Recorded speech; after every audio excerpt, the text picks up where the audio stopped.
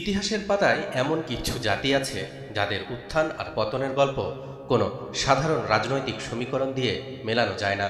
আজ থেকে প্রায় ১৫০০ বছর আগে আরবের মরুভূমিতে যখন পবিত্র কোরআনের সূরা বনী ইসরাইল অবতীর্ণ হচ্ছিল, তখন পৃথিবীর মানচিত্রে আজকের আধুনিক ইসরায়েল রাষ্ট্রের কোনো অস্তিত্বই ছিল না।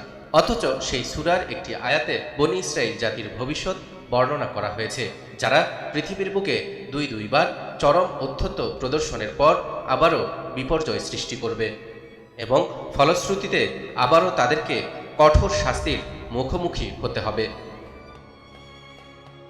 বর্তমান বিশ্ব রাজনীতির প্রেক্ষাপটে দাঁড়িয়ে যখন আমরা সেই ইসরায়েল রাষ্ট্রের আস্ফালন দেখছি, অবৈধ ইহুদি দেশটি যখন একের পর এক মুসলিম দেশে আক্রমণ চালিয়ে পৃথিবীতে আবারও বিপর্যয় সৃষ্টি করছে, তখন ১৪০০ বছর আগে নাজিল হওয়া কোরআনের সেই ভবিষ্যৎবাণী যেন অক্ষরে অক্ষরে মিলে যাচ্ছে। দর্শক, আজকের ভিডিওতে আমরা আপনাদেরকে আল কোরআনের আলোকে বনী ইসরায়েল জাতির উত্থান পতনের কাহিনী জানাবো তাদের চূড়ান্ত ও শেষ পরিণতির কথা। তাই ভিডিও শেষ পর্যন্ত আমাদের সঙ্গেই থাকুন। পবিত্র কোরআনের ১৭ নম্বর সূরার নাম সূরা বনী ইসরাইল। বনী শব্দের অর্থ জাতি বা গোষ্ঠী। এই সূরায় ইসরায়েল জাতি সম্পর্কে বেশ কিছু গুরুত্বপূর্ণ তথ্য থাকায় সূরার নাম বনী ইসরাইল রাখা হয়েছে। এছাড়াও এই সূরার আরেকটি নাম রয়েছে আল ইসরা।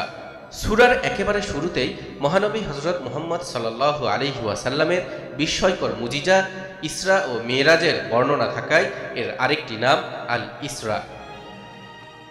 এই সূরার চতুর্থ ও পঞ্চম আয়াতে মহান আল্লাহ স্পষ্ট করে বলেছেন, আমি কিতাবের মাধ্যমে বনী ইসরায়েলকে জানিয়ে দিয়েছি, তোমরা অবশ্যই পৃথিবীতে দুইবার বিপর্যয় সৃষ্টি করবে এবং অত্যন্ত ঔদ্ধত্য প্রদর্শন করবে আর অহংকারী হয়ে উঠবে।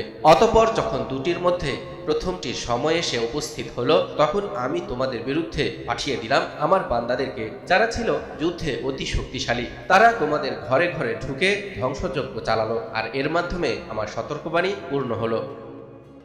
তাফসিরের কিতাবে লেখা হয়েছে, এই জাতির প্রথম বিপর্যয়ের সময়কাল ছিল প্রাচীন জেরুজালেমের স্বর্ণযুগ পরবর্তী সময়। সে সময় তারা আল্লাহর একজন নবী শায়া আলাইহিস সালামকে হত্যা অথবা আরমিয়া আলাইহিস সালামকে বন্দী করেছিল এবং তাওরাতের বিধিবিধানকে অমান্য করে অবাধ্যতায় লিপ্ত হয়ে জমিনে ফাসাদ সৃষ্টি করার অপরাধ করেছিল। এর ফলে আল্লাহ তাদের উপর এমন এক শক্তিশালী বাহিনীকে চাপিয়ে দেন, যাদেরকে কোরআনে বর্ণনা করা হয়েছে অত্যন্ত শক্তিশালী বান্দা হিসেবে। অধিকাংশ ঐতিহাসিকের মতে এটি ছিল ব্যাবিলনের অগ্নিপূজক সম্রাট বখতে নাসর বা নেবুচাঁদনেজারের আক্রমণ। হযরত ঈসা আলাইহিস সালামের জন্মের প্রায় ৬০০ বছর আগে সম্রাট বখতে নসর জেরুজালেমকে ধ্বংসস্তূপে পরিণত করেন। ইহুদিদের উপাসনালয় হাইকালে সুলাইমানি গুড়িয়ে দেন এবং বনী ইসরায়েলদেরকে দাস বানিয়ে নিয়ে যান। এটি ছিল কোরআনে বর্ণিত প্রথম সেই কঠোর শাস্তি। এরপর সূরা বনী ইসরাইলের ৬ নম্বর আয়াতে মহান আল্লাহ তাআলা এই জাতির এক বিস্ময়কর উত্থানের কথা বলেছেন। ইরশাদ হচ্ছে, অতঃপর আমি তোমাদেরকে তাদের উপর বিজয় দান করলাম আর তোমাদেরকে ধন সম্পদ আর সন্তানাদি দিয়ে সাহায্য করলাম, তোমাদেরকে জনবলে বহুগুণ বাড়িয়ে দিলাম। ইতিহাস থেকে জানা যায়, সম্রাট বখতে নসরের শাসনের পর একটা সময় বনী ইসরায়েল তথা ইহুদি জাতিকে ধন সম্পদ ও প্রাচুর্য দেয়া হয়, কিন্তু অবাধ্য এই জাতি পৃথিবীতে আবারও ফাসাদ সৃষ্টি করে। এবার তারা জাকারিয়া আলাইহিস সালামকে হত্যা করে এবং ঈসা আলাইহিস সালামকেও হত্যার চেষ্টা করে। কোরআনে বলা হচ্ছে, তোমরা ভালো কাজ করলে নিজেদের কল্যাণের জন্যই তা করবে, আর যদি তোমরা মন্দ কাজ করো তাও করবে নিজেদের জন্যই। অতঃপর যখন দ্বিতীয় প্রতিশ্রুতি পূরণের সময় আসলো, তখন আমি তোমাদের শত্রুদেরকে শক্তি দিলাম যেন তারা তোমাদের চেহারা বিকৃত করে দেয় আর মসজিদে আকসায় ঢুকে পড়ে যেভাবে তারা সেখানে প্রথমবার ঢুকে পড়েছিল, আর তাদের সম্মুখে যা পড়ে তাকে সম্পূর্ণরূপে ধ্বংস করে দেয়। এই আয়াতের ব্যাখ্যায় তাফসিরের কিতাবে লেখা হয়েছে, দ্বিতীয়বারের মতো পৃথিবীতে বিপর্যয় সৃষ্টির শাস্তিস্বরূপ রোম সম্রাট টিটাসকে আল্লাহ তাদের উপর আধিপত্য দান করেন। টিটাস জেরুজালেমের উপর আক্রমণ করে তাদের লাশের গাদা লাগিয়ে দেয়, শত শত মানুষকে বন্দী করে, তাদের ধন সম্পদ লুটে নেয়, ধর্ম পুস্তিকাগুলোকে পদদলিত করে, বাইতুল মুকাদ্দাস ও ইহুদিদের উপাসনালয় সুলাইমানি হাইকালকে ধ্বংস করে দেয় এবং তাদেরকে জেরুজালেম থেকে বের করে দেয়।